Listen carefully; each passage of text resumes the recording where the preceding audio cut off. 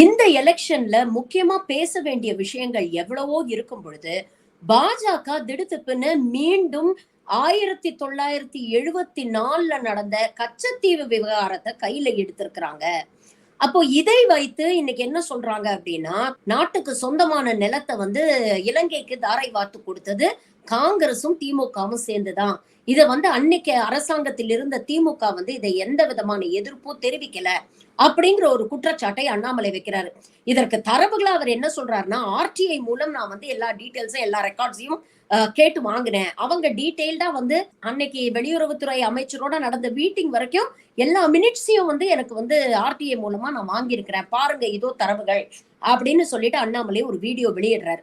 இப்ப இதை ஒட்டி பல விமர்சனங்கள் வந்து வந்திருக்கு. ஃபர்ஸ்ட் அண்ட் ஃபோர்மோஸ்ட் திமுக வந்து இதுல எந்த நடவடிக்கையும் எடுக்கல, வேடிக்கை பார்த்துட்டு இருந்தாங்க அப்படின்னு சொன்னது தவறு என்று அரசாங்க தரப்புல இருந்து அதிகாரப்பூர்வமா ஃபேக்ட் செக் பண்ணி அவங்க ஒரு செய்தி வெளியிட்டிருக்காங்க. அதாவது 1973 நீங்க பாத்தீங்கன்னா இந்திய அரசாங்கம் இந்த கச்சத்தீவை இலங்கைக்கு அளிக்கணும் அப்படின்னு முடிவு பண்ணோன்னு அன்றைய முதலமைச்சரான முத்தமிழறிஞர் டாக்டர் கலைஞர் அன்றைய சட்டத்துறை அமைச்சர் மாதவன் அவர்களுடன் சேர்ந்து நேரடியா போய் அன்னைக்கு பிரதமரா இருந்த இந்திரா காந்தியை சந்திச்சு இது தவறு, கச்சத்தீவு சட்டப்படி நமக்கு தான் சொந்தம், இதை வந்து தாராவாத்து கொடுக்க கூடாது அப்படிங்கறத வலியுறுத்தி எழுத்துப்பூர்வமாவும் அவங்க கிட்ட கடிதங்கள் கொடுத்துட்டு இதற்கான ஆதாரங்களையும் சமர்ப்பிச்சுட்டு வந்திருக்கிறாங்க. அதுக்கப்புறமும் கச்சத்தீவு கொடுக்கப்பட்ட உடனே திமுக சார்பில் ஏகப்பட்ட கண்டன கூட்டங்கள் நடந்தது, தீர்மானங்கள் நடந்தது. கலைஞரே இதை பத்தி வந்து எழுதி இருக்கிறாரு விரிவான. அந்த ஸ்கிரீன்ஷாட்ஸ் எல்லாம் உங்களுக்கு போடுறேன், நீங்க பாருங்க.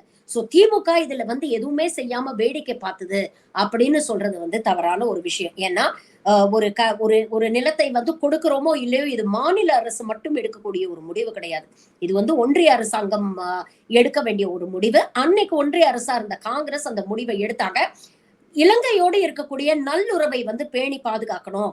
இதுல வந்து வெறும் ஒரு 1.9 ஸ்கொயர் கிலோமீட்டர் ஒரு சின்ன தீவுக்காக நம்ம வந்து நாட்டோட இருக்கக்கூடிய அந்த டிப்ளமேட்டிக் ரிலேஷன்ஷிப்ஸை வந்து நம்ம ஸ்பாயில் பண்ணக்கூடாது அப்படிங்கிற ஒரு காரணத்தை வந்து காங்கிரஸ் சொல்றாங்க. இது எந்த அளவுக்கு வந்து ஜஸ்டிஃபைடு அப்படிங்கிறது ஒரு தனி டிபேட். பட் இன்னைக்கு இந்த பிரச்சனை ஏன் வெளியில வருது அப்படிங்கறத நம்ம பார்க்க வேண்டியிருக்கு. அண்ணாமலைக்கு ஆர்டிஐ மூலமா இவ்வளவு டீடைல்ஸ் கொடுக்கக்கூடிய வெளியுறவுத்துறை அமைச்சகம் இதே மாதிரி ஆர்டிஐ 2014-15 வந்து மற்ற சாமானிய இந்தியர்களால் ஃபைல் பண்ணப்பட்ட போது இதே வெளியுறவுத்துறை அமைச்சகம் என்ன சொன்னாங்க அப்படின்னா, இது இரு நாடுகள் உறவு சம்பந்தப்பட்ட விஷயம், நீங்க கேட்கறது ரொம்ப கான்பிடென்ஷியலான இன்ஃபர்மேஷன், இதெல்லாம் வந்து உங்களுக்கு கொடுக்க முடியாது அப்படிங்கிற மாதிரி ஒரு ஆர்டிஐல பதில் சொல்லியிருக்காங்க. இன்னொரு ஆர்டிஐல என்ன சொல்லியிருக்கிறாங்க அப்படின்னு பாத்தீங்கன்னா, இதை வந்து தாரை வாத்து கொடுத்தது நாங்க, அவங்க கேட்டாங்க நாங்க கொடுத்தோம், இப்படி எல்லாம் எதுவுமே இல்லை. அக்கார்டிங் டு த மேப்பே வந்து நீங்க பாத்தீங்கன்னா கச்சத்தீவு வந்து ஸ்ரீலங்காவோட டெரிட்டரியில தான் இருந்தது அப்படிங்கிற ஒரு விஷயத்த இன்னொரு ஆர்டிஐல அவங்க சொல்லியிருக்கிறாங்க. 2 ஆர்டிஐயோட ஸ்கிரீன்ஷாட்ஸும் நான் உங்களுக்கு போட சொல்றேன். சோ இது வந்து ஒரு முக்கியமான விஷயம். அப்போ இங்க ஒரு முக்கியமான ஒரு கேள்வி வருது. 2014-15 ஆர்டிஐல சொன்ன விஷயம் உண்மையா, இல்ல இப்போ அண்ணாமலைக்கு ஆர்டிஐ மூலமாக இந்த அரசாங்கம் கொடுத்திருக்கிற பதில் உண்மையா? அப்ப இன்னைக்கு இப்படி சொல்றீங்கன்னா அன்னைக்கு ஏன் அப்படியே மாத்தி சொன்னீங்க அப்படிங்கிற ஒரு கேள்வி வருது. அப்போ ஆர்டிஐ மூலமா யார் வந்து கேள்வி கேட்கறாங்க அப்படிங்கிறது ஒரு பக்கம். ஒரு சாமானியன் கேள்வி கேட்டா பதில் சொல்ல மாட்டீங்க. இதே உங்க கட்சியுடைய மாநில தலைவர் ஒரு அரசியல் செய்யணும் அப்படிங்கிறதுக்காக கேள்வி கேட்டா நீங்க பதில் சொல்லுவீங்க. நம்பர் 1. நம்பர் 2, உண்மைக்கு புறம்பான தகவல்களை வந்து நீங்க உங்களுடைய நரேட்டிவை செட் பண்றதுக்காக இன்னைக்கு 2024 உங்களால குடிக்க முடியும்னா அதுக்கு நேர் எதிரான விஷயங்களை ஏன் 2014-15 நீங்க சொன்னீங்க? அப்ப எது உண்மை? அப்ப யாரை ஏமாத்த முயற்சி பண்றீங்க அப்படிங்கிற ஒரு கேள்வி வருது இல்லையா? இது 2வது. 3வது மிக முக்கியமான ஒரு விஷயம், இந்த நேரத்துல மீண்டும் கச்சத்தீவை பற்றிய ஒரு விஷயத்தை ஏன் இவங்க பேசுறாங்க? எத்தனையோ முக்கியமான விஷயங்கள் இருக்கு பேசுறதுக்கு. பெட்ரோல் டீசல் விலை உயர்வு, பண வீக்கம், கேஸ் விலை ஏறி போச்சு, இதெல்லாம் பேசக்கூடாது அப்படிங்கிறதுக்காக இப்ப இந்த ஒரு விஷயத்த கையில எடுத்து இதை ஒரு இஷ்யூ பண்ணி இதை ஒரு நரேட்டிவ் கிரியேட் பண்ணி திமுக வந்து தமிழர்கள் நலனுக்கு எதிரானது, இந்தியாவுக்கு எதிரானது அப்படிங்கிற ஒரு நரேட்டிவை செட் பண்ணணும் அப்படின்னு முயற்சி பண்றாங்க.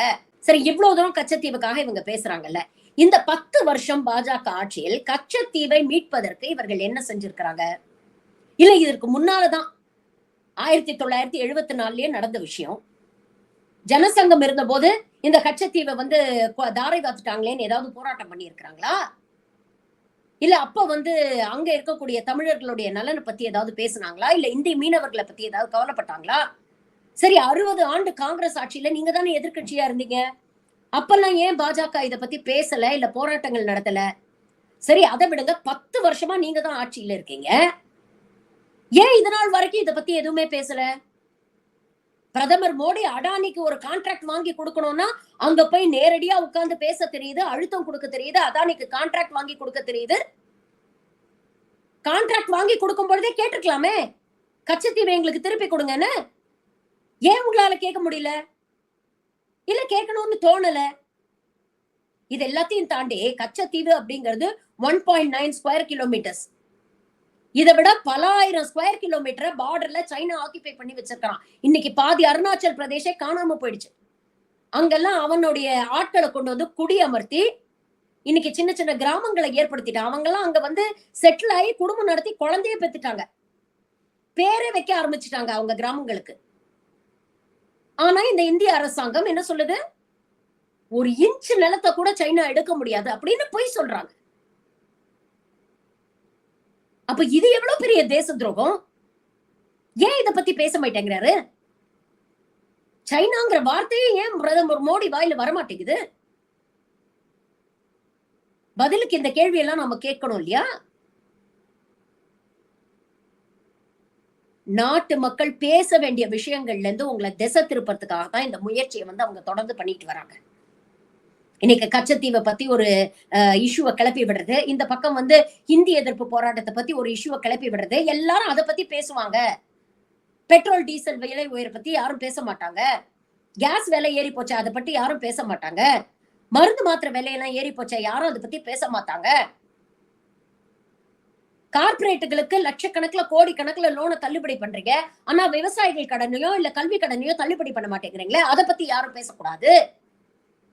இப்படிப்பட்ட முக்கியமான விஷயங்களை உங்களை திசை திருப்பறதுக்கு தான் இது போன்ற சீப்பான டாக்டிக்ஸ பாஜக பயன்படுத்துது.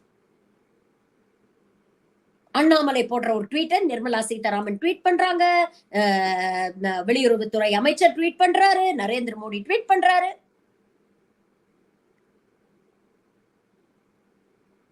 எல்லாரும் சேர்ந்து உங்களை திசை திருப்ப முயற்சி பண்றாங்க.